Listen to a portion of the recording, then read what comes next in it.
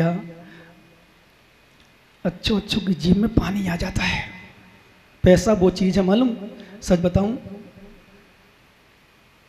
यदि जो पैसा वहाँ जा रहा ना, यदि यही पैसा यहाँ आता ना, तो कमेटी वाले मेरे लिए तो बिल्कुल फूलों की वर्षा करते, बिल्कुल बरसाते, बोले महाराज पैसों बहुत ताकत है, विश्वास मानो। क्यों? पैसा पैसा पैसा पैसा पैसा पैसा पैसा। और मैं कहता हूँ पैसा पैसा पैसा पैसा नहीं, धर्म धर्म धर्म धर्म धर्म धर्म करे जाओ, कल्याण होगा। क्योंकि पैसा ना कोई लेके आया और ना पैसा कोई लेके जाएगा, ना तुम सेठ लेके जाओगे, ना हम लेके जाएंगे। मैंने एक दिन कहा था जब छठवां काल आएगा तो विश्वास मानो मंदिर मस्जिद भी नहीं बचेगी। क्या नहीं? ध्यान रखना, तो हमारा नाम कैसे बचने वाले हैं। इसलिए पैसों के खातिर मत लड़ो, धर्मशाला के खातिर मत लड़ो, पंथ के खातिर मत लड़ो, सत्य धर्म पर आ जाओ, शिवत्व को प्राप्त करो तो कल्याण होगा। लोभ में आकर पंडित जी ने स्वीकार कर लिया। क्या कर लिया? अरे यार थैली मिल रही, कौन कोई देख रहा, चले जाओ। आराम से सोया, सुबह उठा, बोले मैं जा रहा हूँ। बोले पंडित साहब कहाँ जा रहे हो, दिन भर से भोजन नहीं किया, अभी भोजन नहीं करोगे, बिना उसके चले जाओ। ए तू बेस्या, तेरे यहाँ कैसे भोजन करूँ, मैं अपवित्र हो जाऊंगा। बोले पंडित साहब एक थैली और ले लेना, यहाँ बना के खा लो। फिर आ गया पानी जीभ में, ले ली थैली, बोले बना ले, बनानी तो है, सीधा दे दे साबुत।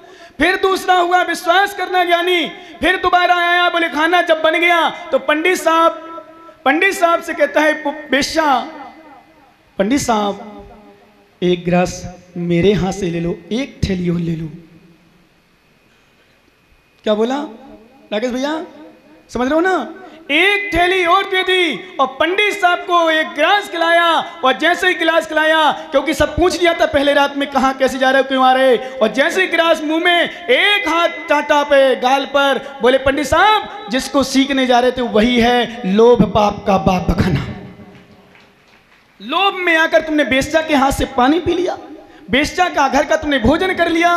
ओ भैया, क्या लोभ में आकर के व्यक्ति धर्म को ठुकरा देता है, विश्वास मानना ज्ञानी जाति को ठुकराता है। आज बच्चियां कहां कहां चली जाती, लोभ के कड़ा माताओं। बताऊंगा 23 तारीख को यदि अपनी तुम माँ हो और माँ की बच्ची तुम्हारी हो तो जरूर लियाना 23 तारीख को। बाकी था कि थे जानो, मार तो उपदेश करना मात्र है कि कहां कहां जाती, कहां कहां जूठा खाती है और कहां कहां चाटने चली जाती, विश्वास मानो मैं बताऊंगा आपको। और आज संगीतकार एक गाना गा रहा था, बेटों की इतनी कीमत, बेटियों की कीमत क्यों नहीं। बिल्कुल झूठ बोला था। आज मैं कह रहा हूँ, आज दुनिया में हर इंसान, हर सरकार, हर व्यक्ति जितना बेटियों का सम्मान करती, मैं पूछना चाहता हूँ लड़कों से, बताओ हाथ उठा के, तुम लोगों का आरक्षण कहीं है क्या?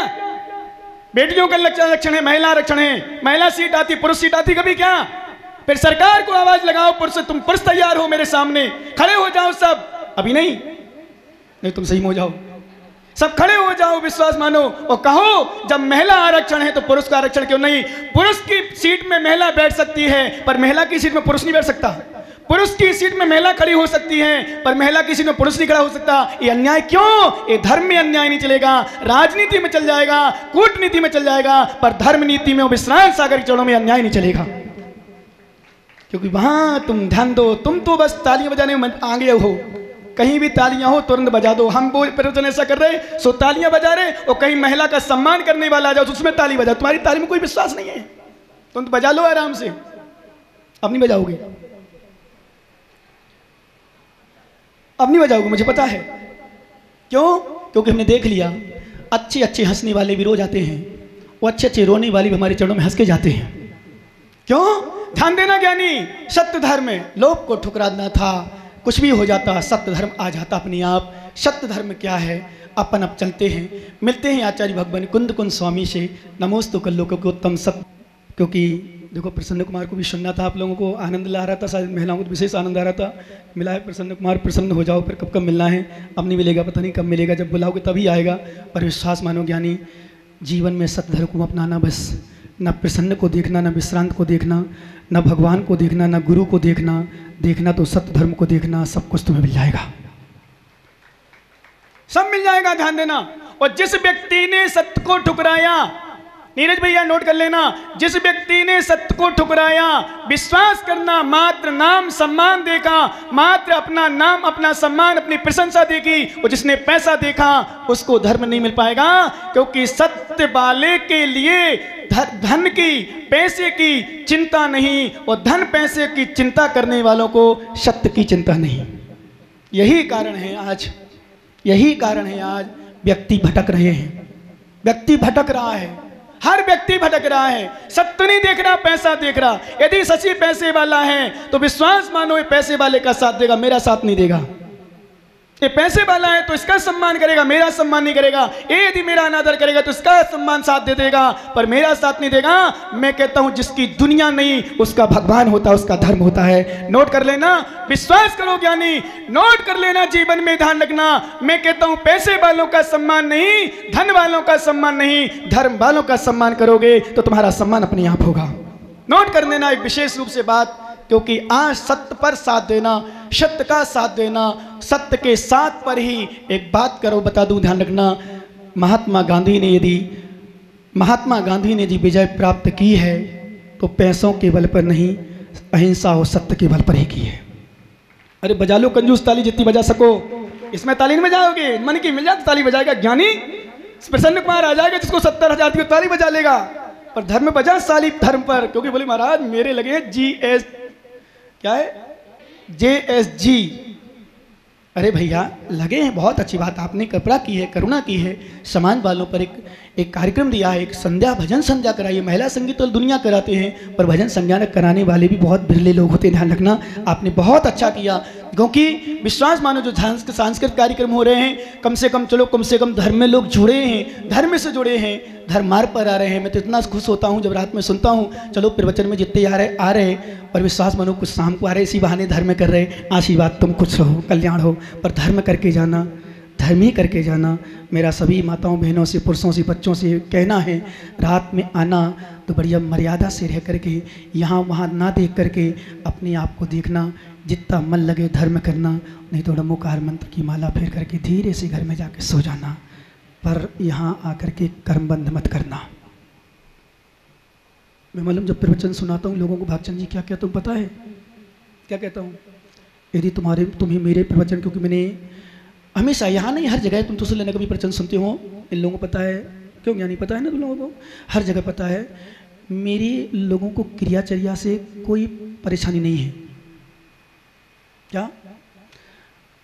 पर मैं जब सत्य बोल देता हूँ ना, तो थोड़ा सा एक कहावत भी है शायद कि सत्य कड़वा होता है, पर मैं कहता हूँ कड़वा नहीं होता, सत्य बराबर मीठा और सबसे फल देने वाला कोई नहीं होता। क्या? सत्य के बराबर फल देने वाला और सत्य के बराबर मीठा दुनिया में कुछ नहीं होता। आज कड़वा लग सकता है, नोट कर लेना, सत्य के द्वारा आज कड़वा लग सकता है, सत्य के द्वारा आज आप हमारी बुराई कर सकते हो, सत्य के द्वारा सत्य वाले का अनादर हो सकता है, पर विश्वास मानो ज्ञानी, जब भी विजय होगी सत्य की होगी। किसकी होगी? जब भी विजय होगी सत्य की होगी। नहीं तो मालूम एक ऐसा भी दृष्टांत है, और माताओं एक बार बात बता दूं बीच में, क्योंकि भूल जाता हूँ, मैं भूलने की आदत है, मैंने कल बताया था, बताऊंगा तुम्हें सुबह। तुम लोग कैसे झूठ बोलना सिखाती हूँ बच्चों को, और ये पापा पिताजी कैसे सिखाते हैं बच्चों को झूठ बोलना, बता दूं मैं, लेकिन अब नाम नहीं लूँगा, मैं बाहर वालों का नाम ले लूँगा। अरविंद व्यापार कर रहा था उस समय, क्योंकि तुम लोगों के नाम लेने में क्या होता है, कहीं बात फिट हो जाती है ना, तो फिर मुझे परेशान कर डालते हो, इसलिए मैं डर रहा हूँ भाई साहब, सच बता रहा हूँ, इसलिए डरता हूँ कि नाम तो मैं लेता हूँ अच्छे के लिए, जिनमानी चल में तेरा नाम आए और तू से मुझे ही खा रहा है, तो मैं सोचता हूँ भैया नहीं लेना नाम, खुश रहो, तुम अपना कल्याण करो। तुम्हारे नाम लेने से यदि मेरा अनादर करो तो मैं नाम तो लेना बिल्कुल जिंदगी में नहीं लूँगा, मुझे क्या, और तुम बोल देना जितने लोगों का नाम लेते हो, भैया ध्यान रखना, राकेश जी बुरा लगे तो मेरे आ जाना, बोले महाराज मुझे बुरा लगता है तो बुराई करूँगा तुम्हारी। एक बार क्या हुआ, जयपुर में था एक जगह में, वैशाली नगर में मेरा प्रवचन चल रहा था। प्रवचन चलते चलते मैंने एक ज्ञानी से कहा, ज्ञानी इतना बड़ा महल तेरा गिर जाएगा, ध्वस्त हो जाएगा, भूकंप आ जाएगा, कुछ भी हो सकता है। और विश्वास मनु मुझसे जुड़ा था, पूरा परिवार अभी भी आया था, पूरे परिवार से जो बच्चे अच्छे थे ना, जिनकी पत्नी बच्चे, अब इस पर नाम ले लूँ, गजेंद्र बरजातक परिवार खूब अच्छे जुड़ा था। एक सज्जन मेरे पास आया, बोले महाराज आपने बहुत बड़ी गलती कर दी, क्या हो गया, पूरा परिवार टूट गया, क्या हो गया भाई साहब? आप बोले आपने महाराज ने ऐसा प्रवचन कर दिया कि आप तो उसका मकान गिर जाएगा, इतना ऐसा हो जाएगा। मैंने कहा कब कहा, कैसे कहा? मैंने कहा भूकंप आएगा तो बचा लोगे तुम, क्या गिर जाएगा मतलब कुछ भी हो सकता है। अभी सुना मैंने एक व्यक्ति शराब पीने में जा रहा था, शराब पी के जा रहा, ट्रॉला चला रहा, टैंकर चला रहा, तो चली स्कूल में घुस गई गाड़ी, स्कूल गिर गया, वो तो बच्ची बच गई, किस्मत थी। पढ़ा ना भाई साहब, बोलो ना रमेश जी, तो हाँ में हाँ मिला ना, मेरी इसकी नहीं। तो नहीं गिर सकता क्या? शशि जी का नहीं कर सकता क्या? हमारा नहीं कर सकता? मैं तो कभी मत सामायिक करता हूँ, पता नहीं मालूम, सच कर रहा हूँ। सत्धर्म में आज माता सुन लो नोट करके, मैं क्या चिंतन करता हूँ, क्यों देता हूँ तुम्हें इतना, क्यों इतना बोलता हूँ, क्यों पागल हो जाता हूँ बोलने में, क्यों तुमसे इतना जोर जोर से बोलता हूँ। विश्वास करो मुझे पता है कभी कभी किसी को मेरी बातें चुभती होगी, पर विश्वास मानो ज्ञानी, मैं अपनी बुराई, मैं अपना अनादर सहन करने तैयार हो जाता हूँ, पर सोचता हूँ मेरी बाणी से इतने लोगों का कल्याण होता है तो उनको सुनाए जाओ, सबको सुना जाओ। मालूम क्या ध्यान करता हूँ मैं जब चिंतन करता हूँ, पता नहीं भूकंप आ जाए, छत मेरे ऊपर गिर जाए। मैं सामायिक करता हूँ, रात में सोता हूँ, सोते बाद उठता हूँ, पता नहीं लगता कि हाँ जग गया, तैयार हो गया। विश्वास करो सच कह रहा हूँ, ऐसा तुम्हें भी उपदेश वही देता हूँ मैं। क्या यही उपदेश तुम्हें देता हूं? कोई भरोसा नहीं, कोई भरोसा नहीं। इसी सत्य धर्म को अपनाना, सत्य धर्म पर चलना। तो मैं सुना रहा था एक व्यक्ति उसका, तो मालूम मैंने फिर उसको बुलाया, एक एक करके उसके पिताजी को बुलाया, उसके भैया को बुलाया, छोटे भैया को बुलाया, दोनों को बुलाया, तीनों बोले महाराज आप कैसी बात करते हो, मुझे तो बुरा लगा ही नहीं। फिर मैंने बात कैसी आई, बोले मुझे पता नहीं। फिर मैंने उससे तो नहीं कहा, मैंने समझ गया भैया कभी कभी किसी को बुरा न लग रहा हो तो दूसरे लोग पकड़ के ये महाराज ने तेरे लिए ऐसा कर दिया, महाराज ने तेरे लिए सीधा, तू तो लग जा। और विरोधी और हो जाए तो फिर तो कहने ही क्या है भैया। सच कह रहा हूँ, सत्धर्म है, गलती मत सुनना, गलत मत सुनना, सुनो तो पूरा सुनना। क्योंकि आज माताओं देवरानी जेठानी में विवाद का कारण मालूम क्या होता है? सुनने से होता है। तुमने गलत सुन लिया, मैंने एक दिन बताया था, illusion very great disease, there is no medicine for illusion. सुनो ज्ञानी, ध्यान सुनना, there is no medicine for. तुम कहाँ सुन रहे हो? तुमने क्या सुन लिया? क्या तुम अर्थ निकाल रहे हो? और कहाँ तुम क्या ले रहे हो? कहाँ की कहाँ भड़ास निकाल रहे हो? कौन सा विषय ले रहे हो? तुम्हें इतना ज्ञान नहीं। मैं तो इतना कहता हूं, बड़े निवेदन के साथ ध्यान रखना सभी लोग, कभी मेरा प्रवचन सुनो, प्रवचन सुन करके यदि मेरे मान लो चला करके भी मेरे गंदे शब्द निकल जाएं, गलत शब्द निकल जाएं, उस शब्द को छोड़कर बाकी तो उपकार मान लिया करो। इतना सारा महाराज प्रवचन सुनाते हैं, 2-2 घंटा प्रवचन करते, 3-3 घंटा प्रवचन, और 3 घंटा नहीं, ध्यान से लेके शाम तक ले जाओ तो पंडित साहब कितने होते हैं? 6-7 घंटा कम से कम हो रहे हैं। और पंडित साहब कितने टाइम खा रहे हो? 1 टाइम कि 2 टाइम? सही बताओ, पानी भी पी लेते होंगे कहीं एक आध बार तो, शाम को ले लेते हो ना, और काजू किशमिश भी खा लेते होंगे, और दाल बाटी भी खाई होगी। भाई साहब मेरा तो घी का त्याग भी है, और मैं तो 1 टाइम लेता हूँ। और अभी जाके पता नहीं क्या खड़े कि तुम तो बैठ के लेते हो कुर्सी में शायद, और कूलर के पास बैठ जाते होंगे। तुम ज्ञानी भी हो, कम ज्ञानी थोड़ी है। कूलर के पास बैठता हूँ, जब देखते हो सामने पड़ जाऊँ उसके बाद जाऊँगा मैं। और मेरे पूछने वाले तो बहुत हैं, कुछ नहीं है तो नमन ही पूछ लेगा, पंडित साहब एक आध बाटी ले ले। तुम कितना खा रहे हो, कितना पी रहे हो? हे समाज के ज्ञानियों, तुम कुछ न करो ना करो त्याग, कम से कम अपने त्यागी साधकों के प्रति जो निस्वार्थ भावना से जिनवाणी देते हैं उनकी सुन करके सुधार करके अपना जीवन को उद्धार कर लो। इसी में कल्याण है, यही सत्य धर्म है। और यदि ना भी उतारो, मैं तो इतना भी कहता हूं हमेशा, डंके की चोट पर यहाँ नहीं हर जगह, यदि तुम ना भी उतारो कोई बात नहीं, पर कम से कम स्वीकार तो करो, सत्य तो यही है, सबको एक दिन जाना है, सत्य यही है। क्योंकि जो दिख रहा है, सुन लो कान खोल के, जो दिख रहा है वो सब असत्य है। जो जो तुम्हें दिख रहा है वो असत्य है, क्योंकि सत्य दिखता नहीं है। और एक बात बताऊं पंडित साहब, बुरा तो नहीं लगेगा आपको? मुझे डर लगने लगा कल से, सही में नहीं लगेगा ना? जो दिख रहे हैं आप वो हो नहीं हो, तुम नहीं हो जो दिख रहे हो, क्योंकि कपड़े के अंदर कुछ हो, कपड़े से बाहर कुछ हो। नहीं तो हो तो उतार, खड़े हो जाओ, हो खड़े, जल्दी खड़े हो। कैसे हो आप? डुप्लीकेट हो सामने, उठाओ, खड़े हो जाओ। कैमरा वाला कहाँ गया? उतारो कपड़े पूरे। क्यों हंस रहे भाई साहब? उतारो ना जल्दी, क्यों लेट क्यों कर रहे हो? उतार दूंगा महाराज, जाने के बाद उतारेंगे महाराज। अरे पंडित साहब सुनो, विश्वास मानो, जो दिख रहे ना ये नहीं है, तुम हमारे रूप के हो, हमारे भेष के हो। तुमने असत्य को धारण कर लिया है, हमने असत्य को फेंक कर सत्य को धारण कर लिया है, उतार दिया है असत्य को, और जो सत्य था उसको रूप में आ गए हैं। क्योंकि किसी भी बच्चे का जन्म कपड़े पहन कर नहीं होता, किसी भी बच्चे का जन्म हमारे जैसे होता है। सत्य क्या है? बोलो बोलो ज्ञानियों, जो आप बैठे हो वो सत्य है कि हम बैठे वो सत्य है? झूठी मत बोलना हमारे सामने ऐसे कहो, ये ज्ञानी तू मत उठा हाथ, हम बैठे वही सही है ना। और फिर अजित कहेगा तो अजित के हाथ से मिल जाएगा, ऐसा तो मानेगा? अब वो बात अलग है महाराज, वो जीएसटी का मामला है, ये विश्रांत सागर का मामला है। अरे खूब मानना कोई बात नहीं, पर मेरी एक बात मान लेना, सब हाँ में हाँ मिलाना, पर झूठ में हाँ मत मिलाना। गलत में हाँ मत मिलाना। सभी लोग ध्यान रखना, ये नाम से मतलब, ये नाम से नहीं, इसने कह दिया बुरा तो नहीं लगता ना, लगे तो बता देना।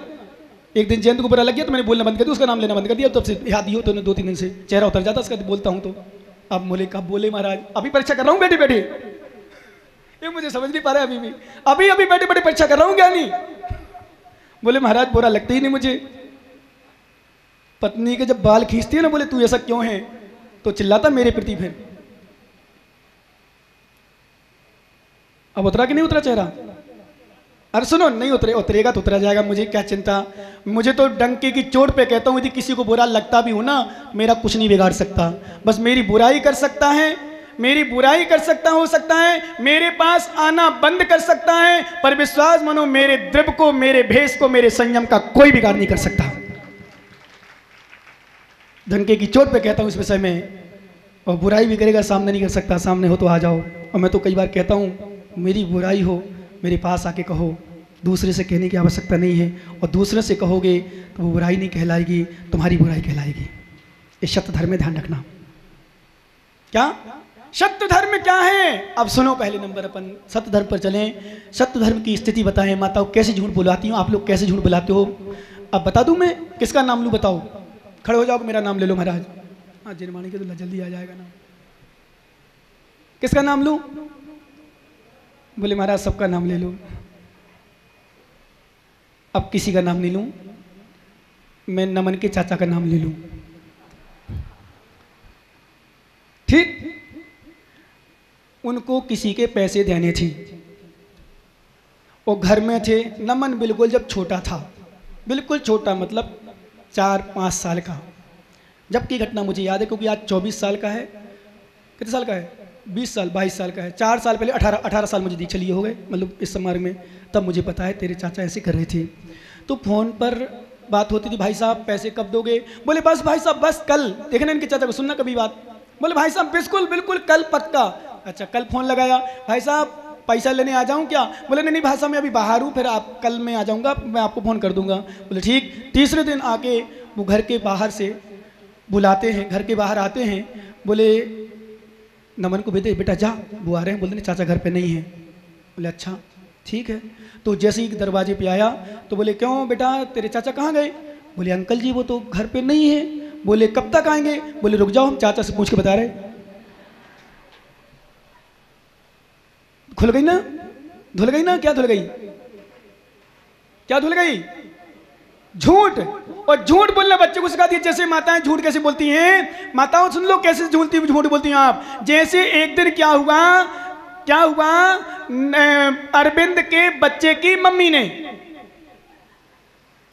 गुड्डू की मम्मी ने बर्फी बनाई, और बर्फी बना करके अलमारी में रख दी। गुड्डू बड़ा चंचल है, खाने पीने में बड़े बढ़िया, देखना तो पापा से बढ़ करके वो, उसका हाइट देखना, हाइट अभी जबकि 15 साल का है पर पापा से बड़ा लगता है वो।